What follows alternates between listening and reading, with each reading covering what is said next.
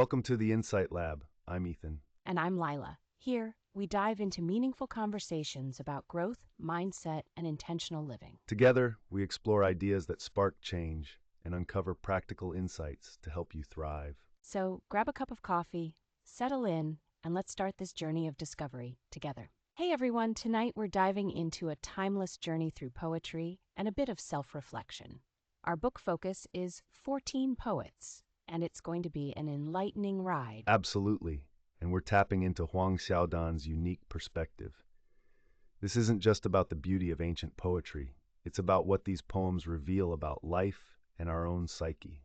You know, it's interesting how Huang Xiaodan uses psychology to dissect the minds of ancient poets, like how she opens up this world that seems so distant but is actually quite relatable. Yeah, she argues that poetry isn't just about admiring a few pretty verses. It's about the deep human experience and understanding ourselves through it. She really brings that to life. Take Chen Zi'ang, for instance. He kind of reminds me of those people who are always pushing to be the most noticed in every crowd. His poetry expresses a lot of urgency, right? Right. Chen was obsessed with recognition. He wrote with this intense longing for validation and that constant fear of his talents fading unnoticed. It's like he was racing against time to prove himself. And that makes me wonder about how much of our own lives are spent seeking external validation when maybe the key is looking inward, as Huang Xiaodan suggests. Exactly. It's about finding peace and contentment within. Yet the hunger for acknowledgement seems as timeless as the poems themselves. There's this dichotomy of freedom Huang Xiaodan explores, like how we often think that being completely free means no constraints. But isn't there a beauty in redemption through giving up and letting go too? That's such an interesting thought, like the metaphor of Tao Yuanming's renunciation for peace and Xin Qiji's pursuit of worldly ideals. They both illustrate different paths to freedom. And each path is valid in its own way. It's about knowing your own needs, whether you're more like Tao or Xin. No one's really wrong here, right? Exactly. It's about understanding and aligning with your personal freedom, and it's also about not getting too tangled up in overachieving. Then there's this story about Wang Huiji, who left without meeting his friend after feeling the journey fulfilled him. It's such a strong illustration of focusing on satisfaction over rigid outcomes. The concept of middle cessation, as Huang calls it, is so powerful. It challenges you to discern when you've had enough and when it's okay to walk away, even if you haven't reached the end yet. It's really a lesson in understanding our boundaries and the acceptance of incompleteness.